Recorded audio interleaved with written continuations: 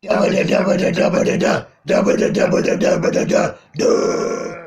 all you tanuki-tailed babies out there.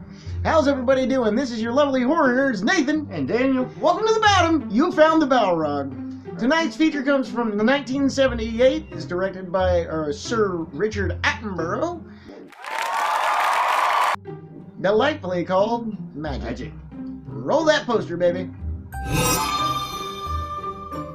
Abracadabra, I sit on his knee. Hocus pocus, and now he is me. Presto changeo, we take him to bed. Magic is fun. We're dead. This movie is a slow burn, seemingly romantic movie at first, which stars Sir Anthony Hopkins back in the day when he actually had hair. Yeesh. And he was just Anthony Hopkins. Yeah. And in addition to our major characters, we have Margret. We got the great Burgess Meredith. And Ed Lauder, who you might recognize from a bunch of X-Files shows, and he played the sheriff in The Longest Yard back in the day with Burt Reynolds. But more recently he played the coach in Not Another Teen Movie. Goddamn it, boy! I mean, that was the dude's dialogue for every single sentence, and they had to jam it in there 3 times. But anyways, getting off the point. You can't forget also David Ogden Stiers from MASH fame. Last thing I saw him in though was a Woody Allen film called Curse of the Jade Scorpion. That's right. This is an old school movie back 2 years before I was even born. And it's very charming. There's a lot of subtlety and nuance to this movie from back in the day, while still dropping the F-bomb every 5 minutes. Oh yeah. We follow Sir Anthony Hopkins back in the day when he was Anthony Hopkins on a little magic show that he was performing in front of a crowd. He had maybe a few card tricks up his sleeve, so to speak. And he had he was an apprentice. At the beginning of this movie, we find him on the couch, and he is recalling his night to this guy, who I thought at first was his dad, but it turns out it's just his boss, or the guy that he was training from. And it's his first night to do this magic show all by himself, saying that he's did this magic trick, these card tricks rather well, that everyone stood up and applauded him whenever he was doing it, that the audience became a part of it, and the magic ensued all over the place. Truth be told, it didn't go out that way. He kind of bombed on stage his first time. But it's like because only the audience wasn't really paying any much attention to him. Everybody was dicks. Yeah.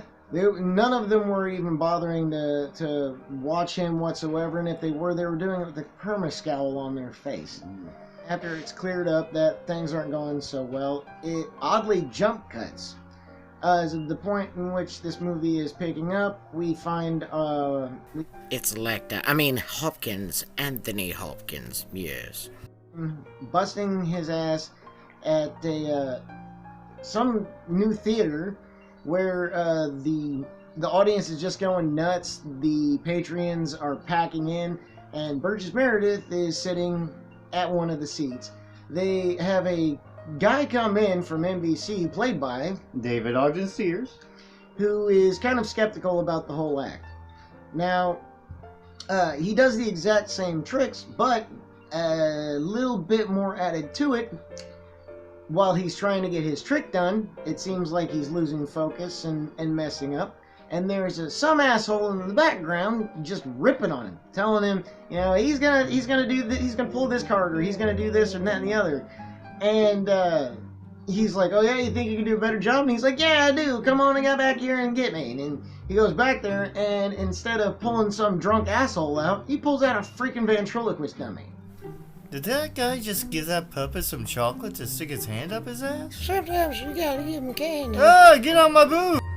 Now, as most ventriloquist dummies go, it's not the most unsettling, considering the fact that it has a likeness to Anthony Hopkins. It really kind of brings a different nuance to the idea of scary ass dolls. Again, I'm still kind of creeped out by ventriloquist dummies. but this one didn't bother me nearly as badly. Nah, not However, that bad. can't say the same thing for Anthony Hopkins. Got any more of those chocolate bars? During the production of this movie, the guy who had made the dummy, who was doing the voice for him, got a call late at night. It was like 3 o'clock that night. And Anthony Hopkins is freaking out, just saying, "Get this damn thing out of my house. I'm about to chuck it in the bin." And he's just not having it. Finally talked him down to where he's not going to throw it away, but they did have to drive out there and pick the thing up. The director himself had to go out and get that damn doll away from Anthony Hopkins. What creeped me out, and another thing is we found out in the extras that Richard Attenborough every day before the set would walk up to the Fats ventriloquist dummy and smooch it on the nose. Ooh. That's sweet and everything from an old man's perspective, but from somebody like me sitting here watching all this crap, I am unsettled as fuck. This movie gets progressively less romantic the more we watch him slowly lose his shit. Now, it is based off of a book by William Goldman. who wrote this book a little more lengthy, also wrote this book a lot more disturbing. There are extra kill scenes in this movie that never made it because originally this was made for television. It was only later on adapted to film and had all of the extra little tidbits, including the fuck words and this, that, and the other added back into it from the original.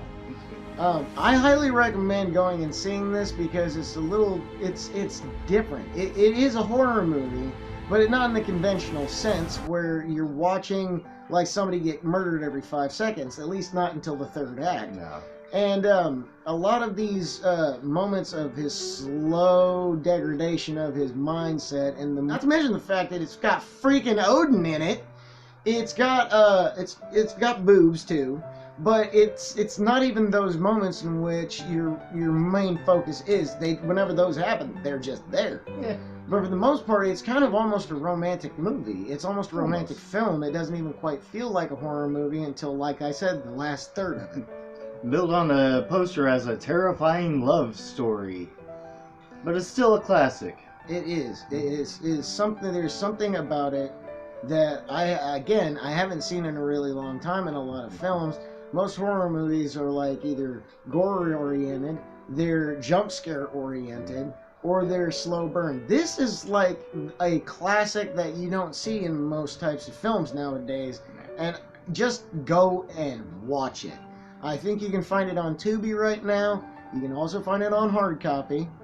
DVD, Blu-ray. At this point in time, I've got it on VHS. I know that. That's how old it You is. probably could find it on Laserdisc. This Probably. Probably. But I highly recommend going and seeing it. This is a solid 9 out of 10. I almost gave it a solid 10. However, there were a couple of continuity errors that I had. In addition to that, there are some moments while the film is going on where you kind of question whether it's actually this guy's slow mental degradation or if Fats himself is an actual living thing. It's kind of left rather ambiguous, which makes it that much more scary. It's something that creeps you out long after you've seen it. It's one of those, is it real? Is it not real? This particular scene that's in it, they said it was an accident. But if they hadn't openly admitted that, you could kind of think of it as he might be alive. There's this one particular scene where he sets it down and he's actually having an argument with it. And after he set it down and he gets back up, the eyes move on their own and the eyebrows move on their own too. And it's little subtleties in which make this movie that much more scary than most movies you'll find nowadays. It's not as well known as most horror movies that we watch on this channel, but it's definitely recommended. It's up there. It's great. It's a classic. It keeps you entertained. Keeps you on edge maybe a little bit. And there are certain scenes where it'll just come out of nowhere with the phrase. Yeah. So go check it out. This has been your horror news, Nathan. Daniel. Signing off. Deuces. Take care.